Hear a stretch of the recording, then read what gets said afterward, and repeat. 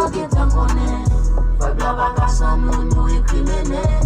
Nou bay sa ki bon son tout kote. Wapre tou viral bet yo lage. Se fe ki fe nan bendo. Tou il yo la niveau. Se tou kache de bet yo.